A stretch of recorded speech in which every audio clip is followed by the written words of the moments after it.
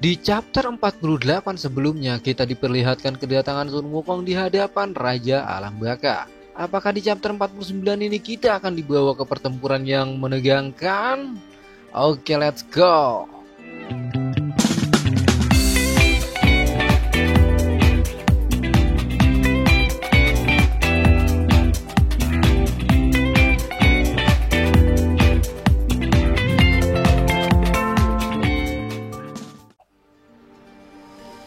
Oke guys, di awal scene kita pun diperlihatkan Guan Yin dan Gautama sedang berbincang di surga. Nah, jadi di sini kita langsung lanjutkan episode 48 kemarin aja ya. Di sini Raja Alam Baka pun terkaget dan mengatakan, "Sang siluman Sun Wukong dari alam manusia, kau adalah murid dari master yang sama dengan siluman topeng merah itu kan? Ada urusan apa kau denganku?" Wukong pun menjawab, "Hai Raja Alam Baka, serahkan jiwa Suyi." Raja Alam Baka pun langsung mengatakan, "Jadi begitu, kau ada di alam baka. Kau ada di alam baka bukan karena kau telah mati. Dan siapakah Suyi itu?"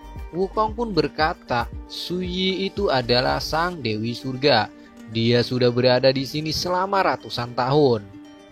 Dan Wukong pun di sini mendekati boneka itu dan berkata, "Hei, jangan takut, aku akan mengambilmu." Boneka itu pun berkata dan teriak, "Tidak, jangan sentuh aku.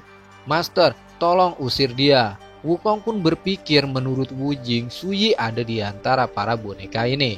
Tapi dia boneka yang mana? Karena bonekanya ada banyak sekali.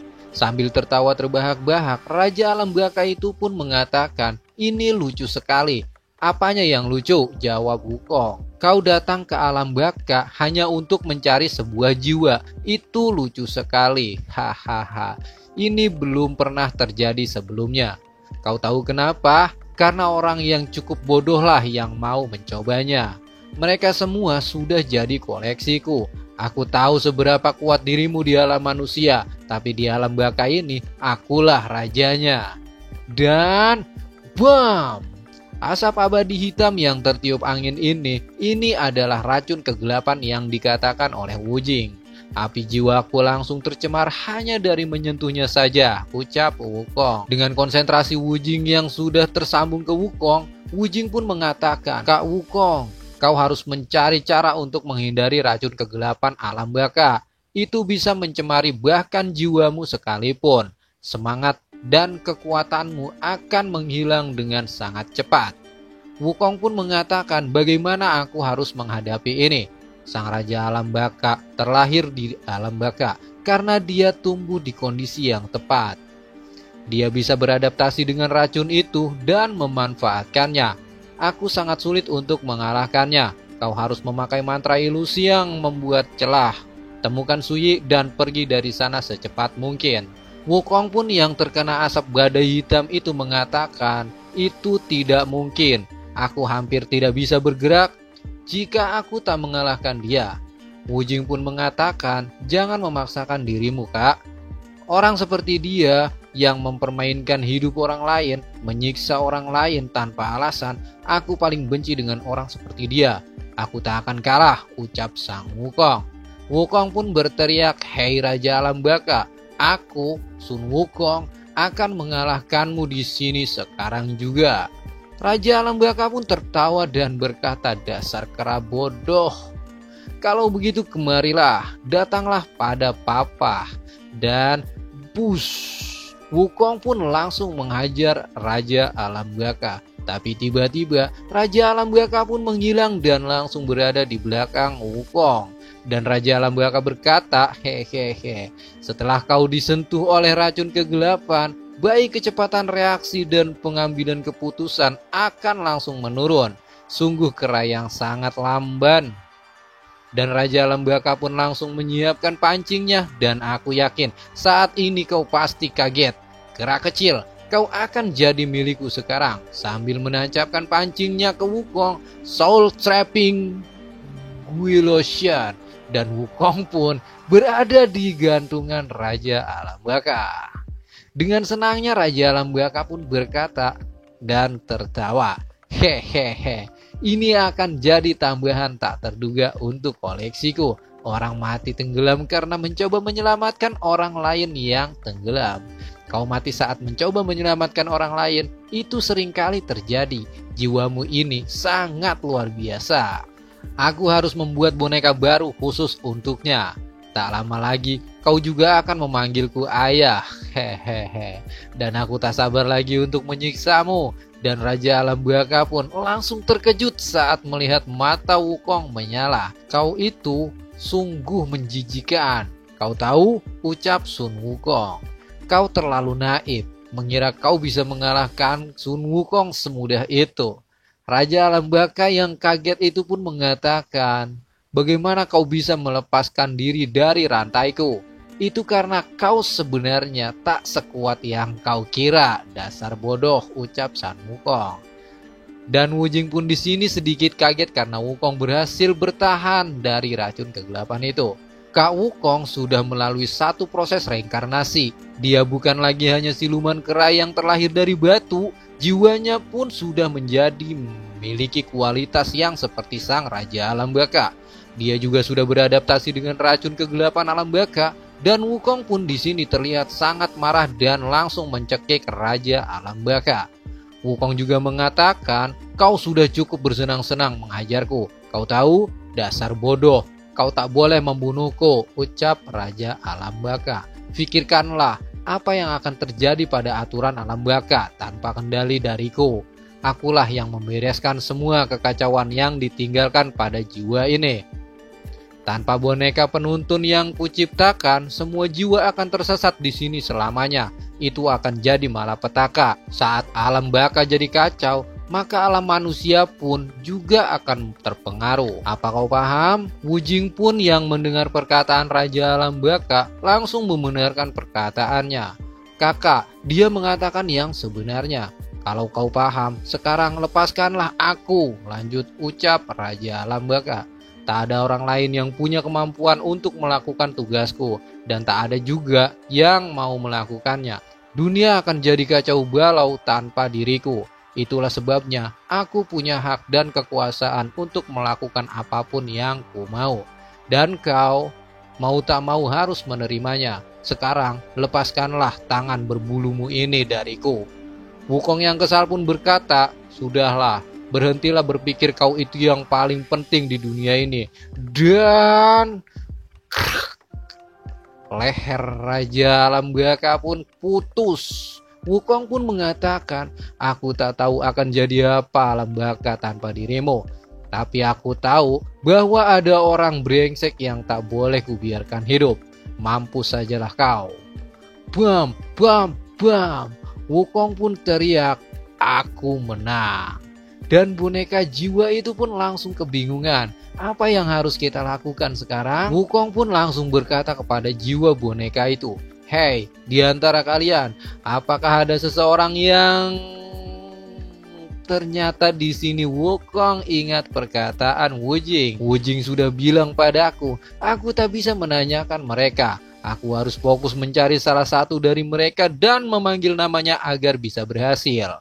Sebelum jiwa Raja Alam Baka hancur, Raja Alam Baka pun mengatakan, dasar monyet bodoh, lihat akibat dari perbuatanmu itu. Sekarang semua sudah terlanjur, karena kau membunuhku, kau tak akan pernah menemukan jiwa yang kau cari. Wukong mengatakan, di mana dia? Dan Raja Alam Baka pun menjawab, cari saja sendiri, aku yakin sekali kau tak akan pernah menemukannya. Wukong pun berpikir hanya ada satu kesempatan. Di sini Wujing pun menjawab, itu benar. Setelah kau memfokuskan pandanganmu padanya, panggillah namanya. Hanya dengan itu dia bisa terbebaskan. Tak ada kesempatan untuk menghilang, itu hanya akan berpengaruh sekali saja. Berdasarkan pengetahuanmu tentang Suyi, kau pasti bisa melakukannya. Dan sekarang Wukong pun langsung berubah menjadi dirinya sendiri, yaitu monyet kecil. Dan di sini Wukong memanggil-manggil nama Suyi. Setelah kuingat lagi, dia mungkin boneka yang telah mengantarku ke jembatan reinkarnasi waktu itu. Aku sudah sangat dekat dengannya, tapi aku membiarkannya lepas begitu saja. Kali ini aku tak akan gagal. Dan di sini Wukong menyaksikan jiwa boneka yang sedang menangisi ayahnya yang mati. Boneka itu pun mengatakan, kita harus apa sekarang? Dan Wukong pun berpikir dari luar mereka semua terlihat sama. Yang manakah Suyi? Dan tring, Wukong pun mengingat sesuatu saat di surga bersama si bunga Suyi. Dia pernah mengatakan kepada Suyi, sebenarnya tiap hari apa saja yang kau lakukan? Suyi pun menjawab, aku memetik bunga di taman surga, lalu membawanya ke istana para dewa. Terkadang aku juga mengambil benihnya dan menyebarkannya ke dunia manusia, agar semuanya bisa menikmati bunga ini. Wukong pun di sini mendekati Suyi dan mengatakan, oh, jadi ini bunganya. Saat Wukong mengendus-endus bunganya, Wukong pun memakan bunga itu dan nyam. Suyi pun langsung menjitak kepala Sun Wukong. Suyi juga mengatakan, dasar bodoh, itu bukan untuk dimakan. Sambil tertawa, Suyi pun mengatakan pada Wukong, kau itu memang cuma kera bodoh yang tak tahu cara menikmati keindahan bunga. Dan balik ke alam baka, Wukong pun mencium aroma wangi bunga. Dan Wukong pun mengendus-endus aroma bunga. Dan Wukong pun melihat jiwa boneka yang telah hancur. Dan dia pun membersihkan wajahnya karena di sini jiwa boneka ini menebarkan aroma bunga. Dan Wukong pun langsung menggendong boneka itu sambil mengatakan Suyi, dan boneka itu pun langsung berubah menjadi Suyi yang asli. Wukong di sini mengatakan, kau sudah aman sekarang. Kera yang tak tahu cara menikmati keindahan bunga sudah ada di sini. Dan Wukong pun langsung membawa terbang Suyi. Piur. Wujing yang mengetahui kalau Sun Wukong akan kembali, dia pun langsung melihat ke tanah dan tangan Wukong pun langsung muncul dari dalam tanah. Dan Wujing langsung meraihnya. Wujing pun mengatakan, kakak, tak peduli mau di surga atau di alam baka, kakak selalu saja membuat kekacauan. Sekarang setelah Raja Alam Baka tiada, menurut kakak apa yang harus kita lakukan soal itu? Wukong pun di sini menjawab, aku tak tertarik soal Raja Alam Baka. Wukong pun mengatakan yang terpenting itu adalah ini, jiwa Suyi. Aku berhasil membawanya. Dan belum guys, masih ada lanjutannya kok. Sebetulnya cerita pun memang sudah bersambung di sini. Tapi di akhir cerita ini, kita dibawa ke kisah tentara batu kecil. Jiwanya yang telah terperangkap dalam sebuah batu, dia sering terhanyut di dalam pikirannya sendiri. Mengingat tentang kehidupannya di masa lalu, kenangan itu hanyalah satu-satunya yang dia miliki. Aku pulang. Kali ini panennya cukup banyak. Aku membawa pulang madu yang banyak. Dan di sini anaknya pun sangat merasa senang. Ayah, memang yang terbaik sedunia. Hahaha. Anaknya pun mengatakan, kau pasti lelah. Kali ini kau sehari lebih lama dari biasanya. Itu karena aku menemukan tempat baru untuk memanen madu, ucap tentara batu sebelum menjadi manusia batu. Lokasinya agak jauh dari rute biasanya, tapi hasil panennya cukup lumayan. Apa rutenya berbahaya? Ucap anaknya. Tidak, jawab tentara batu. Di sini, tentara batu itu pun mengajari banyak hal kepada anaknya, sampai dengan cara menembak. Dan di sini, anaknya pun minta diajarkan. Tentara batu itu pun menjawab, tunggulah hingga kau dewasa. Hehehe. Dengan teknik ini kau bisa melawan siluman beruang sendirian.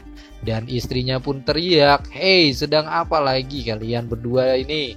Siapa yang akan membereskan semua kekacauan ini lagi? Kalian berdua ini bisa tidak tahu usah macam-macam. Sekarang ayo bantu aku. Dan kemudian tentara batu itu pun pergi untuk memanen madu lagi. Dan tentara batu itu bilang, panen kali ini pasti juga akan bagus. Kali ini aku akan coba sedikit lebih jauh lagi, ucap tentara batu itu. Dan tiba-tiba dia menemukan Jenderal Batu. Nah, jadi ceritanya mungkin sampai di sini aja ya. Karena saya tahu imajinasi kalian pasti tinggi dan sudah bisa berpikir ke arah sana. Bahwa raja ini kejam dan membakar manusia ini untuk dijadikan prajuritnya. Seperti yang dilakukan kepada Bailang Xiaoyu dan Yihu waktu itu. Dan si Shinji season 4 chapter 49 di sini pun bersambung. Aduh, capek ya. Bagaimana menurut kalian? Hehehe. Dan buat kalian yang masih penasaran dengan alur cerita si Shinji chapter ini, pantengin terus channel cerita saya. Dan jangan lupa juga buat pencet tombol subscribe-nya dan aktifin juga tombol loncengnya, biar kalian gak ketinggalan keseruan video lainnya. Dan jangan lupa juga untuk meninggalkan like, karena dengan like kalian, Mimin cerita saya akan tambah semangat membawakan video tentang si Shinji chapter ini. Mimin di sini pamit dan bye bye.